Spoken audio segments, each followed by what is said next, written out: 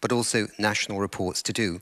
Now, Matthew, you've worked in the field of circular economy for over 10 years, advising businesses, cities, and national governments.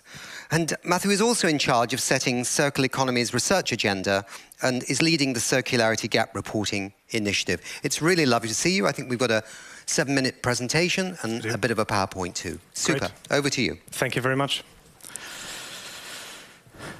Well, it's really my honor to be here today and actually to get to share some of the key results out of the report that we've done together with RISE and Resource. It's been a fantastic collaboration. Getting into the main point, how circular is Sweden? We found that Sweden is a 3.4% circular. And what does that mean?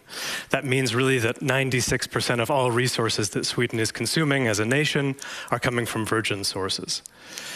Now, how does that compare to other countries, the rest of the world? It sits definitely below the global average of 8.6, but actually quite comparable to neighboring nations like Norway at 2.4, or even other regions of the world like Quebec in Canada at 3.5. Now, that's not really surprising when you consider the character of Sweden's economy. It's definitely quite active in key extractive industries like forestry and mining.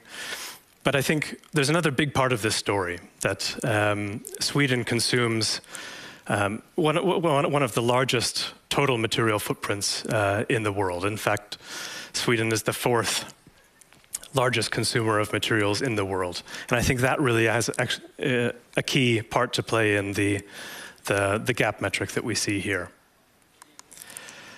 I think what we need, and I think actually one of the key benefits that circular economy offers is really a systemic solution to addressing how we use material resources in our society. And as Elin mentioned, we've crafted 6 societal level scenarios that really look at, fundamentally how can we use resources better in our needs for housing, nutrition, mobility, goods and services. I'd love to just be able to walk through just a few examples of those today. Looking at construction, and there's a huge amount of innovation that's already happening, and many of the speakers have touched on some of these great innovations. What we found is that if we first prioritize demolition and repair over new build, what we can see is that already the material footprint of Sweden could go down by a total of 10%. Also, the circularity metric that I mentioned before could be boosted by 40% just through those two priorities, through those 2 design decisions. Also, we've heard a lot about nutrition today and the global agricultural system. We've also looked at strategies for making Sweden's food system more regenerative by nature, but also looking at how we can systematically reduce waste. Not only are there really clear benefits for the circularity metric and the material footprint again, but also quite clearly big impacts on emissions, on livelihoods, and biodiversity. So this is also a really sort of win-win-win scenario that we've looked into. And finally, looking at manufacturing, systematically looking at how not only we can boost the use of secondary materials in manufacturing, but also looking at how we can really enable circular business models through leasing, repair, remanufacturing. What we found again is just through this one strategy, we could reduce again, the material footprint of Sweden by another 10%, while also boosting that circularity metric by about 7%. So these are all really big numbers. We have another 3 scenarios that I didn't even touch on, but I think it's really powerful. What does this all mean if we kind of zoom out and look at, what if we were to enable a circular economy today? And in fact, that's the kind of modeling that we do. It's a sort of what if modeling.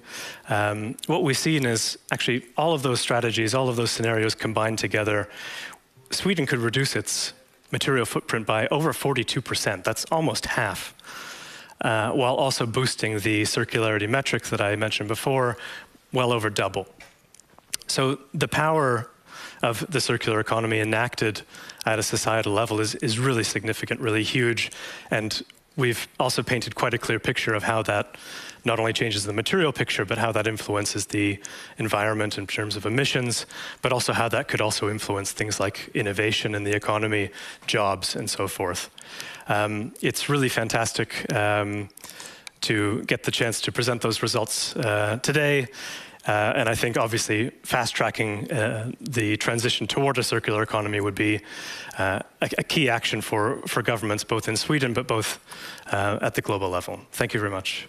Matthew, thank you. And as I say, I love the work that Circular Economy is doing. I think it's really fantastic. And I was quite shocked, though, because Sweden's like 3.4 or something like that. You mentioned Norway. We always think of these countries as being the front runners.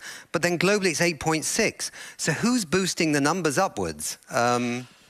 Yeah, so it really does. So a big part of this analysis really looks at the character of each economy. And Sweden, as I mentioned, has a large extractive industry. Right. It also consumes a lot. It's a rich nation. There's a lot of consumption per capita.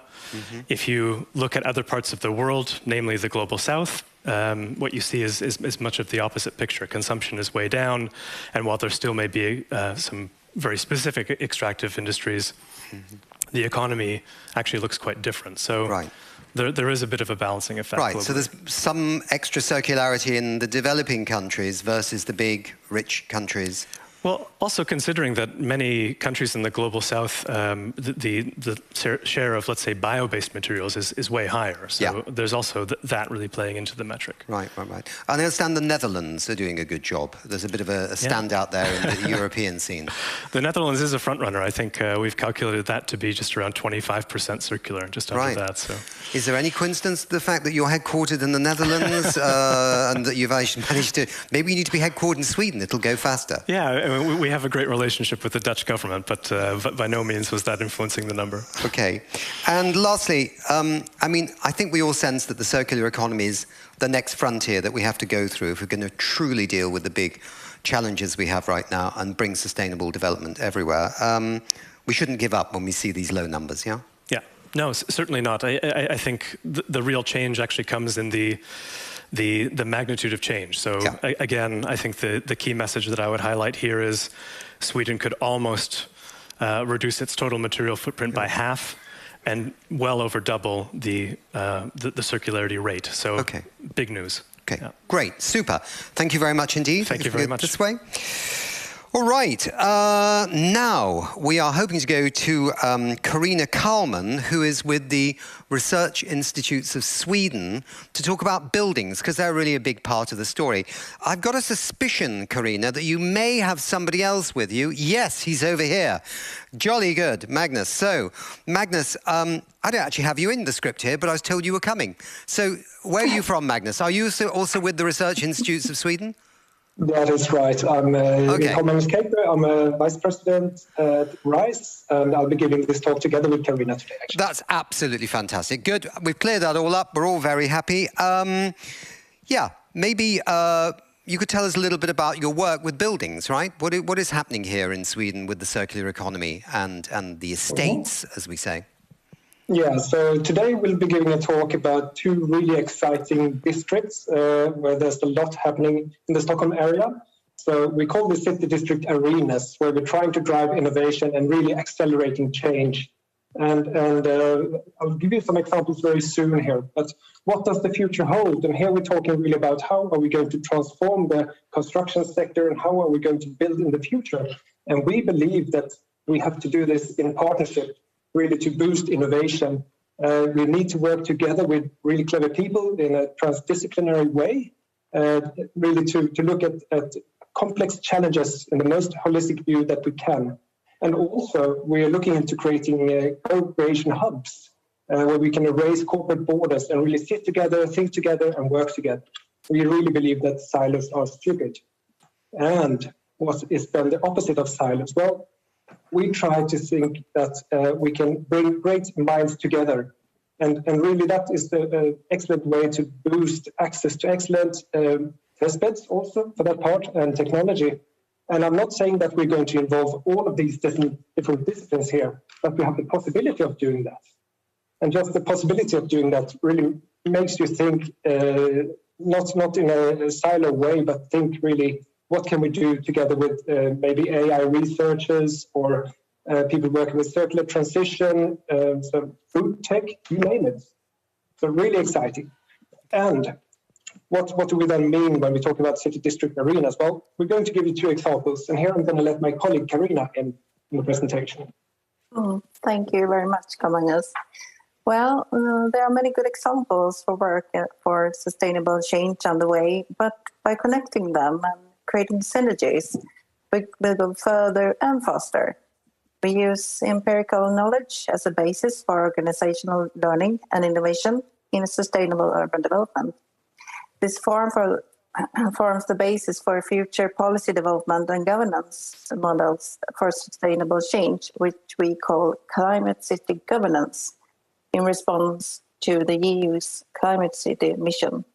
It involves the public sector, business, academy, and citizens. So, I missed the slide. By using the district as an innovation area, we can try new solution on a large scale and gain insight and then replicate. The Cykla district, a part of the Stockholm Green Innovation District, is one example. Here we work with synergies of systems. Parts of the sustainable work is led by the citizens themselves here in the already built environment. And at the same time, the public and business community are leading the way with innovation around what is going to be built. By using the power of citizen-driven initiatives, bottom up, and combining it with sustainable work and governance from above, we can get an accelerated movement. And here we can find good examples and spread them to other districts where knowledge and sustainable solutions are reused and further developed. In this way, synergies are reached both horizontally and vertical in society for maximum impact. And then we go to Valparaiso. It's another district. It's a large-scale port area which will be transformed into a vibrant and sustainable district with housing. And by early activation of the area with things that signal and encourage sustainable lifestyle, the foundation is laid for a climate-smart district. Here, a lifelong learning is the key, showing that we do not actually have all the answers and solutions today to meet the climate goals, but we learn together, and everyone's contribution is important. One way to articulate and include more stakeholders in the work is through real-time labs. Here we can draw conclusions by evaluating various solutions in a scientific way. This will give us guidelines and valuable keys for both climate and human well-being in the city. So silos is not the future, and the collaboration is very, very important. That is the main message from us. Super. Okay, so what you're basically saying is, if I can understand exactly, is that these various projects that you mentioned, and there's probably a hell of a lot more, are going to become incubators or test beds for how to develop circular economy communities. And from the learning that you get in these very different kinds of places, is this right? You've got a port area, you've got another kind of area. You can basically bring these forward to the rest of Sweden and hopefully to other parts of the Nordic region and the world, maybe even, to basically show what can be done in terms of fast-forwarding circularity in urban areas. Is this the idea? Yeah, that's correct. Good. So I was right. Okay, thank you very much for your presentation. That's very interesting indeed. Thank you very much for being with us, both of you. Thank you. All right, we're now going to move to Maria Smith, who is, just get the camera up a little bit, thank you. Maria Smith, who's the Acting Secretary General of the AXE Foundation. And this is a standalone, non-profit organization developing practical solutions to complex sustainability challenges. And I've got a feeling, Maria, you might be talking about food. So why don't you come on down here to our wonderful stage? Thank you. You have a keynote, and there's the camera. Perfect. Super. Thank you very much. Yes, I will talk about food, and I will give you 3 of our innovative projects in just a short while. First, I will just give you a flavor of who we are at Axe Foundation. And I want to link to a statement that was actually printed in the Circular Gap report that says that the time for transformational change is now. And I can just say that at Axe Foundation, we totally agree. So who are we? Well, we call ourselves a do tank rather than a think tank, since we are extremely focused on doing, on testing, on experimenting, on really trying to find and develop sustainable innovations for transformational change.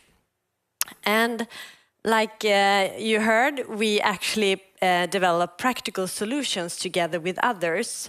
And we always work together with academia, research, always together with business and entrepreneurs, and often also in broad coalitions. The target with our projects and our solutions is to actually create real change, and change that can contribute to a transformative change. And one way of doing that is that we are, instead of being customer-centric, which a lot of organizations talk about, we're actually problem-oriented and problem-centric. And that sounds a bit dull and dry, I know, but we're far from that. Because what we have realized that in order to really find the good solutions, you have to understand the problem. So we're really trying hard to understand the problem and digging into that in our operations.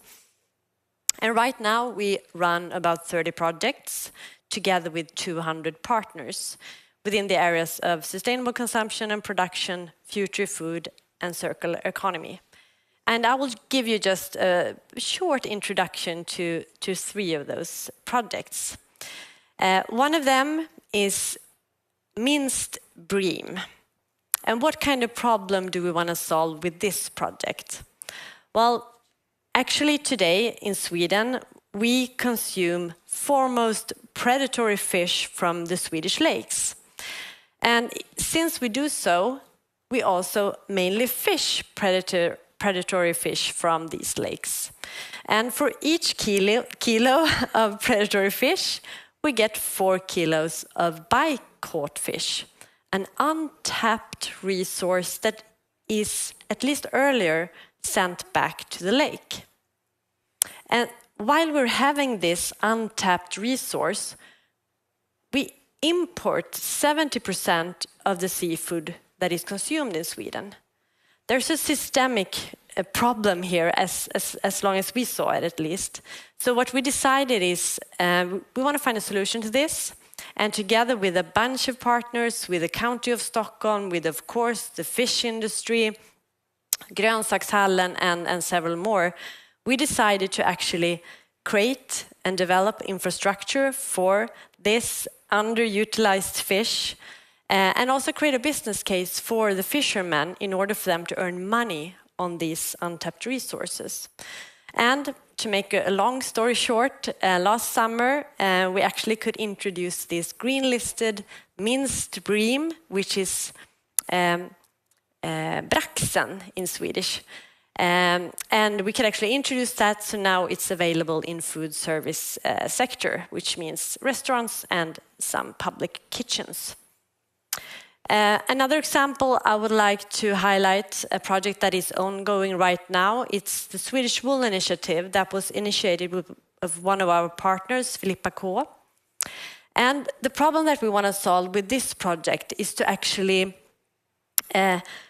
look into the problem that we have right now of actually discarding 50% of the wool produced in Sweden. And at the same time, while we discard half of the produced wool, we import large volumes of wool to Sweden. So together with the fashion industry and the outdoor industry. We have Tiger, Filippa K, Fjällräven, of course the wool industry, the wool collectors and the sheep industry. We're now looking into establishing conditions that actually makes Swedish wool competitive and also a circular resource for the fashion and outdoor industry. And the vision of that project is to make sure that 0% of the Swedish wool goes to waste in the future. Last but not least, the last project I would just like to highlight, it's a project that we called 5 tons of green fish in the counter. It sounds better in Swedish, 5 ton grön fiskedisk. It's where we actually try to address the problem of having 85% of the commercial fish stocks being either overused or used to its max. Because in order to solve that problem, it is said that farmed fish will hopefully be one of the solutions. But there is a but with farmed fish, and that is the feed. Because today, farmed fish mostly get fed through soy, cereals, or wild-caught fish. And these 3 are food that we as humans can eat, and we don't believe that our feed are supposed to eat our food. Our food should not eat our food. So instead, we wanted to find a circular insect-based feed, which we also did last year. So we had vegetable leftovers, we gave them to insects, the insects were produced as feed, and then Älvdalslax produced farmed fish. And next step, because we made this prototype last year, will hopefully be for pigs and poultry as well. So to find that circular feed for other types of protein as well. 3 examples from Asterix Foundation. Yeah, really interesting. And what I thought was fascinating was with the first one, how quickly it came to market. Yes. Because most innovations, take years, right? You have an idea, you do something, and then, 25 years later, maybe it happens, So I thought that was really good. They're, I presume, quite small-scale projects in a sense, and that's okay. But how do you then move to this big scaling up? Would it be other projects that you might have in the pipeline, other ideas? But absolutely. I mean, I don't agree with that we only have small scale. The ones I showed you now are a bit small scale, and I think they have to be in the start. Because if you are to do new things that no one has ever done before, at least we want to sort of move quickly into testing, experimenting, iterating solutions. And then when we find a solution, that's sort of when you want to scale it up.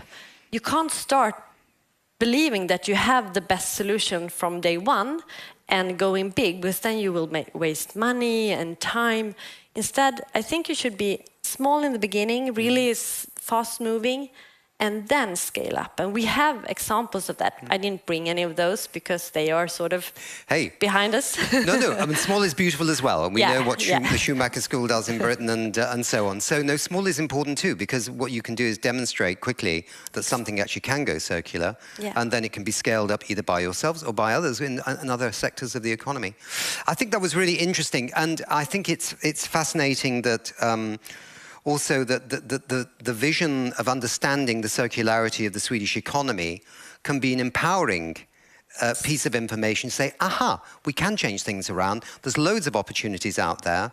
And I'm so pleased that after years and years and years and years and years of talking about the circular economy, it's now starting to get the attention it deserves. And I hope it gets more attention at COP27 in Egypt and other key international fora. Thank you very much for your time. That was great. Thank you. Thank you. And thanks to all our other guests. Yes, let's give them a big round of applause, and a big round of applause from the digital audience out there, which is about 5 million or so, I think, as we speak. Let me hand over to my colleague Katarina, where we're going to look at textiles. Thank you so much, Nick. Okay, thank you. Bye. Well, textiles is a huge consumer goods sector that uses up massive amounts of water and also raw materials like wood pulp and cotton. And the process pollutes and emits climate gases. But change is coming, both in production and also among consumers with circularity in focus. Let's start by watching a video about this. Have you noticed that lots of things go around in circles? Seems so natural, doesn't it? After all, that's how it's worked for billions of years, until we lost track. We need to go circular again, before we reach the end of the line.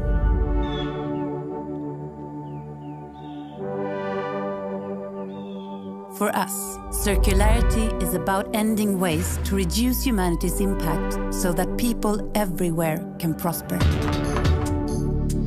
The NewCell recycles textiles by breaking down cotton in worn-out clothes and putting it back together again. At our new home in Sundsvall, we're recycling a paper production line and going big. For the first time, billions of worn-out clothes can be made into new clothing at a scale that really makes a difference. Right here. With expertise like this, we're leading a global industry back to circularity.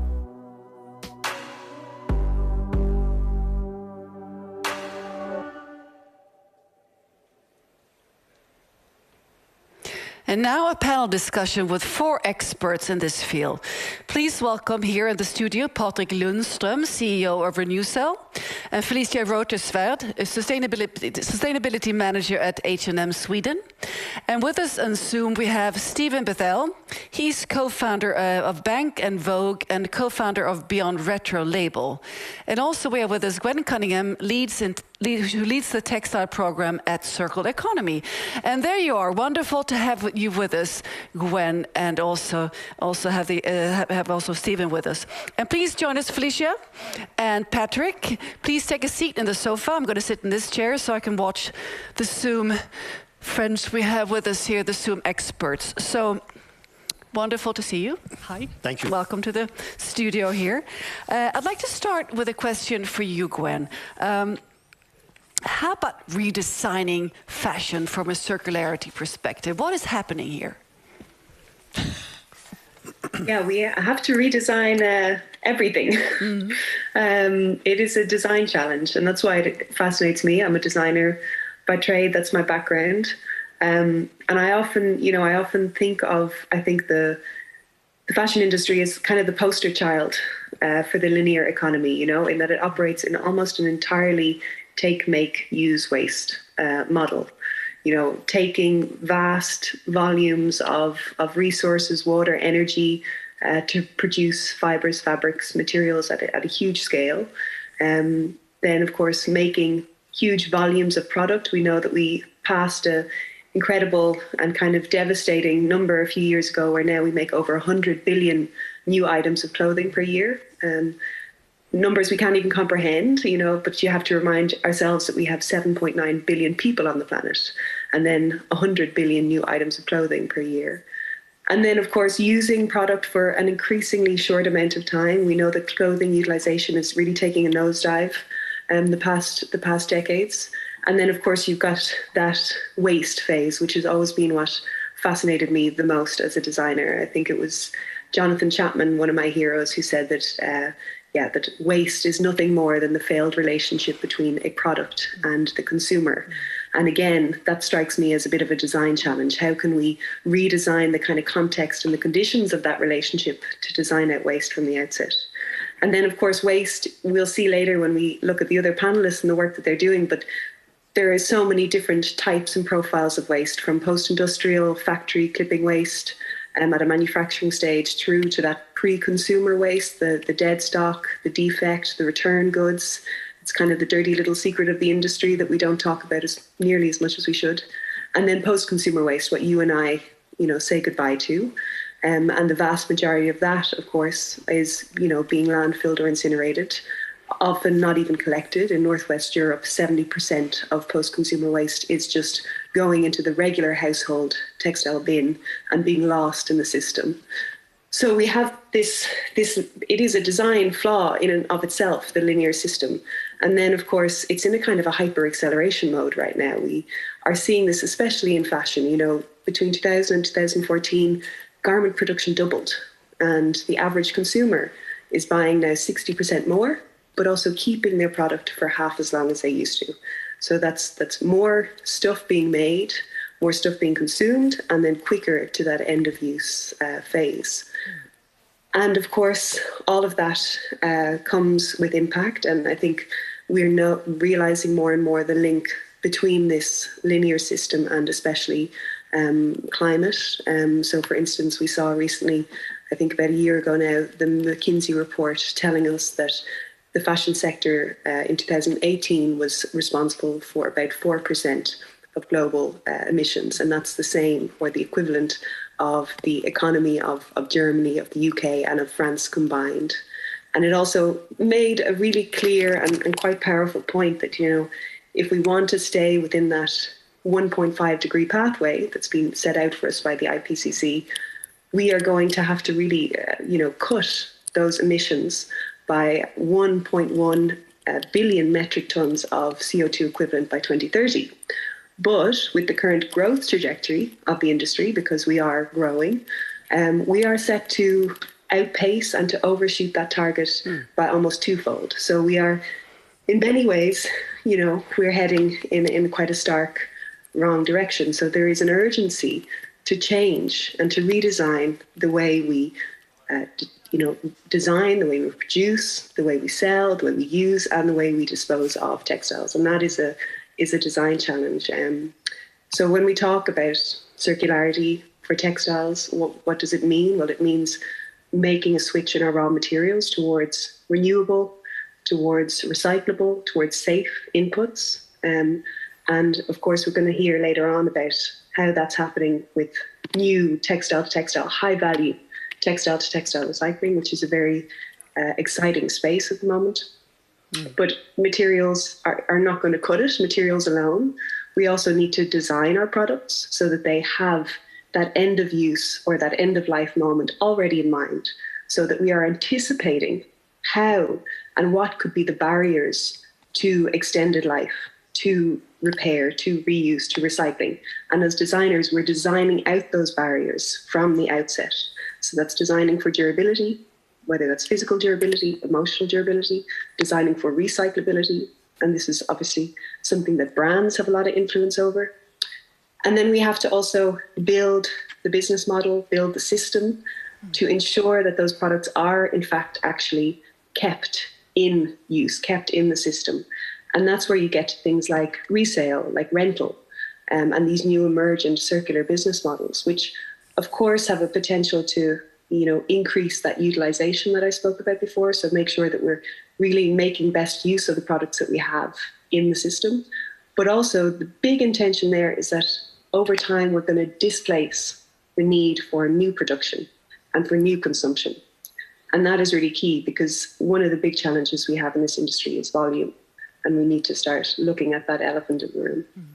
And then all of the above, I think it always bears mentioning, all of the above has to happen in such a way that we're not only keeping materials functioning at their highest potential, at their highest value, but we're also keeping the people along the value chain functioning and thriving at their highest potential. So it needs to be built to be a just and an equitable circular system, which I think we need to constantly keep top of mind. So this is a design challenge. And I think rightly so, you said, we're seeing a big shift at the moment away from an understanding of why is it needed towards how do we get there.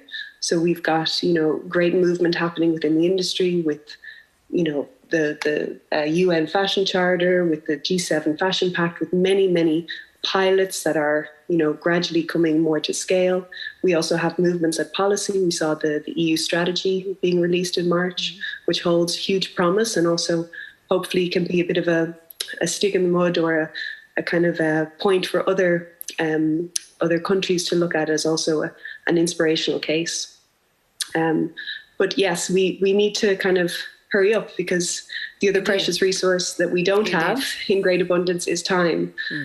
So we really need to drive this change quicker. And I think that's, speaking from my part with the textiles program in circular economy, this is what we're trying to do. We're trying to move towards the practical implementation of the circular economy. And for us it's all around reducing the existing textile waste mountain that we have by kind of building up the technology, the data, the infrastructure that we need to valorize that waste stream, but also at the same time proactively preventing textile waste from happening. And that's through circular design and through circular business models.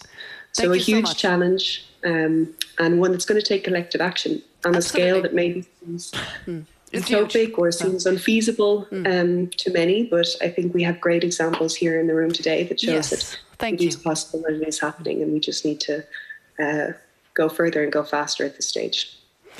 Thank you very much, Gwen. We'll move on to the other experts here.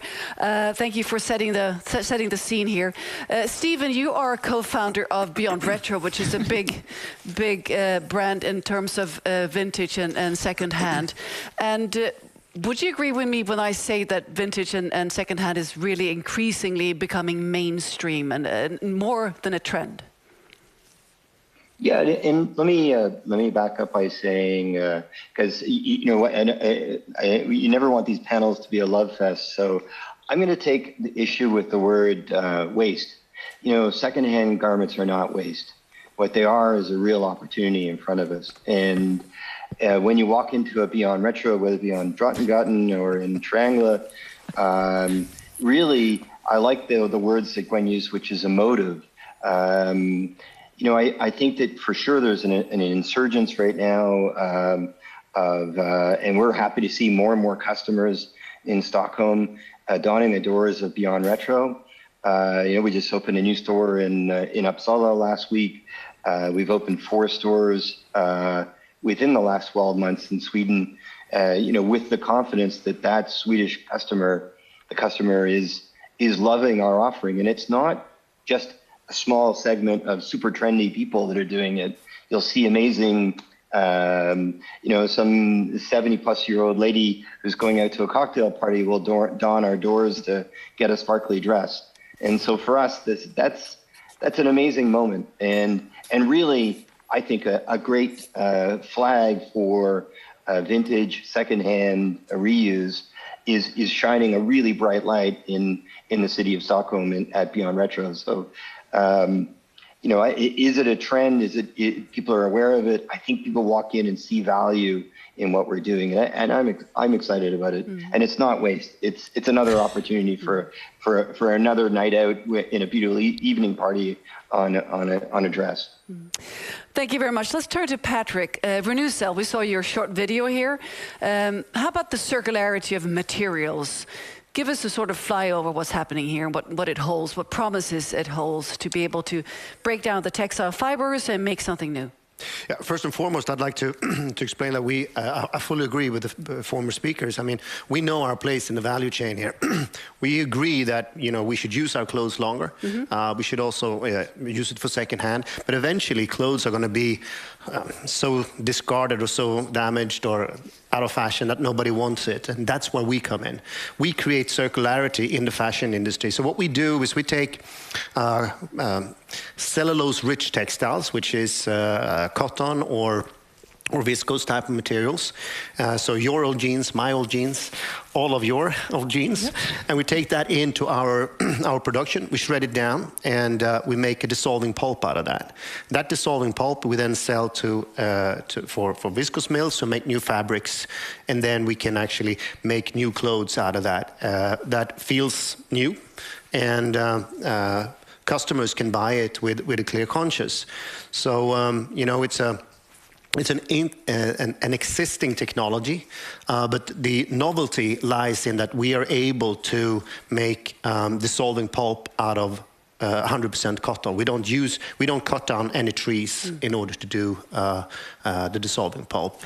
So how are you collaborating with Siptex? I know I'm from Malmö, a city in Malmö where we have the Siptex factory, where we were able to separate the fibers. Are you taking fibers from those streams? So how are you getting your clean streams of fiber? We actually buy that from all over the world, including Siptex. Okay. And we have contracts with approximately 120,000 metric tons already. So, I mean, we're in a quite big scale. What Siptex does is they are making an automated separation technology with infrared, which is very encouraging and very interesting. So we're looking forward to having that more, pronounced, because with the new EU legislation that is going to come on stream 2025, all member states need to collect textiles in the same way as we do with bottles and cans and paper and so forth. And that all of the textile is not supposed to be put on landfill or being incinerated again. So then my question is, okay, well, we're going to do with all that, and we're going to be there in order to do what we can, but it's going to be a lot of waste available. And there, companies like NewCell are actually recycling these clothes, and also Siptex and other sorters will be very important. And I think it's a huge industry being developed around this right now. And of course, you have to make sure that this is not a huge emitter in terms of chemicals, in terms of energy emissions that are not clean, etc. How are you safeguarding this? Well, we're building our plant. The current plant that we're building it was for 60,000 metric tons. We're now building 120,000 tons in the city of Sundsvall in Sweden. And there we're using renewable energy, so Swedish hydropower. We're also using chemicals that are being used in the process. Ozone, for example, is O3. Now I'm talking a bit of chemical language here. And O3 breaks down into oxygen.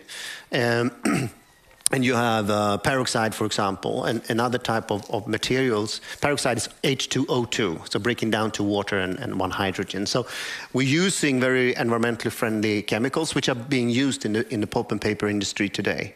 So we're trying to walk the talk and do good all the way.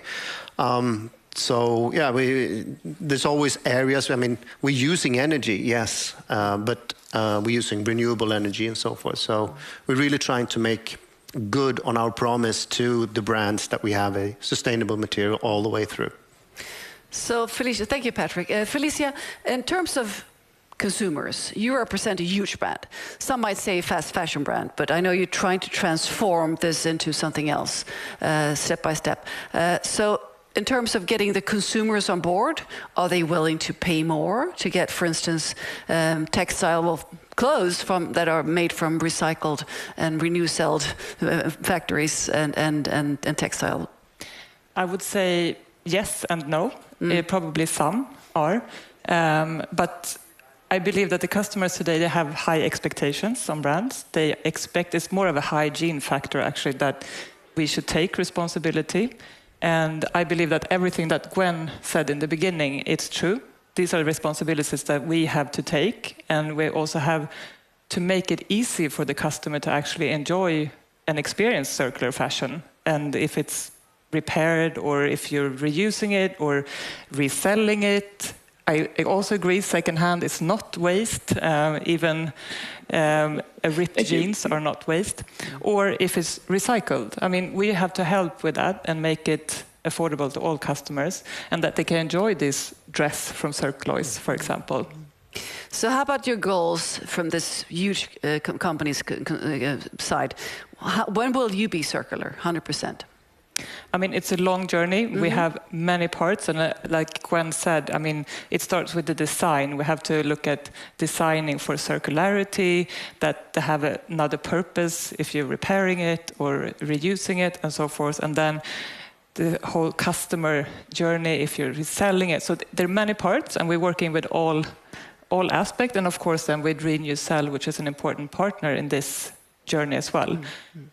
So I believe we are really in a linear system still, and we talked about this before. I think it really needs to speed up to become a more circular society, and we all have an important part to play here.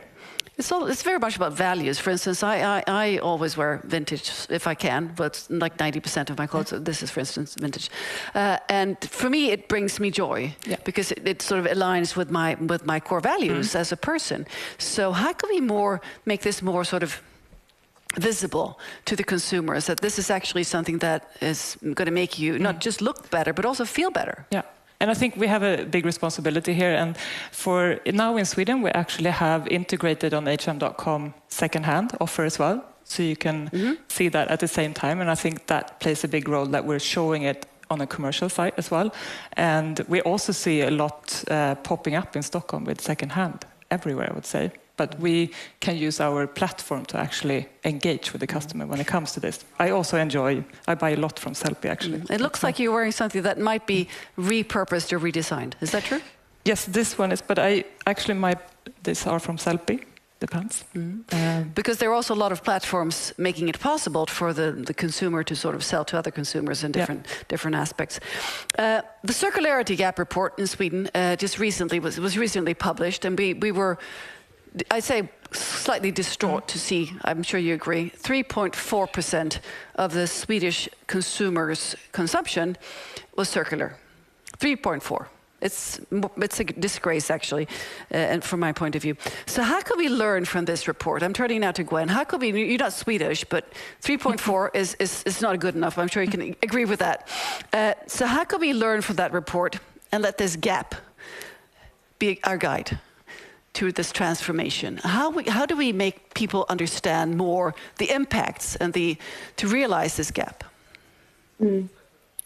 Yeah, I'm not Swedish, so that's true. But I mean, I do believe that it really does start from a citizen's perspective. It starts with education, which is empowering, and we have a challenge ahead always, I think, with bringing this message to people in a way that feels inclusive and simple and clear and achievable and all of these things. The circular economy, even this term, I think can already be a barrier to entry. So I do believe strongly that I think we need communicators also always in the room, because it is, I think, when you speak to people's heart through storytelling, this is when you see real change of mindset. So I think that this point of awareness can't be understated. Thank you, Gwen. Stephen, you're signaling. Do you want to fill in? I just wanted to join in on the conversation about, I think the thing that is really amazing about fashion is that it has a unique place in our landscape to be an inspiring place or an aspirational place. And so, the work that we do, for example, we obviously the Beyond Retro, you go in, but you can also bring in old clothes in a Beyond Retro, but Beyond Retro, beyond that is also part of a larger ecosystem. For example, we worked with Converse to make the upper of the Chuck Taylor shoe out of post-consumer apparel. But I feel as if, so how do we actually get more of the Swedes onto the circular economy? I think that the people in this room and your other panelists have a real opportunity, because fashion holds a unique place in our society to be aspirational and to be a leader in this space. And I'm proud of the work, obviously, that we as a company are doing. I'm proud that last month, over 1 million pounds of product was shipped to NewCell from Bank of Vogue, our parent company. But I think the real exciting thing is that companies like Beyond Retro and, frankly, companies like H&M have an incredible opportunity to inspire the possibilities of the beauty of the circle. And I'm exuberant about this and being in the fashion space and helping with this and moving the needle on 3.46. Thank you so much, Stephen. Patrick? Yeah, I think what Stephen mentions there, I mean, if we're really going to make an impact, we need to really show the opportunity of circularity, show the opportunity of the businesses that actually go in there. I normally, when I talk about this, I mean, circularity and sustain tech is probably one of the best business opportunity that mankind had ever seen.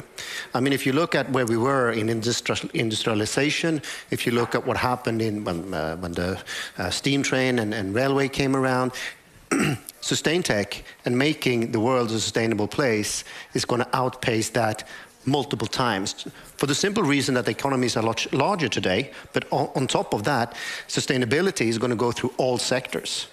everything's gonna need to adapt. And if you look at the drive that we have today, we don't have one world leader, we don't have one CEO, okay, one or two, that don't talk about circularity and how important this is and sustainability. So I think we also need to change our perspectives a little bit and see it that this is a fantastic business opportunity. We need more businesses driving towards sustainability, entrepreneurs like myself, but also existing businesses that is actually changing towards sustainability. And there will be a huge change in the future. And for those businesses who see this, they will actually be able to flourish, and also nations will flourish. But there will also be companies that will perish because they don't make the change fast enough. So I think there is when we talk about this, and when I have been visiting all these COP meetings, I feel a little bit distressed when we only talk about the problem. We should talk about the opportunity. And that is not only for fashion, but fashion is, and I agree with Stephen, it's a huge marker and a drive for that change. But we want to eat sustainably, drive sustainably, we want to clothe ourselves sustainably, of course. So this is a fantastic opportunity.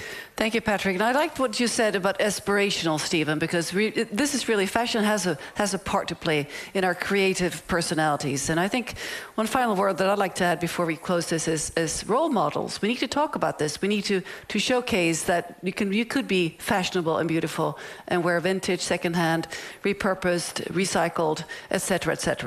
So all of you watching this, if you buy something or recycle something, talk about it, because we need to set new standards about how we look at fashion. And thank you for helping us do this, all of you, Gwen, Stephen, Patrick, and Felicia. Thank you very much. Thank you very much. Thank you. And now this concludes this session, and I'm handing over to my dear colleague, Dr. Shweta Chakraborty.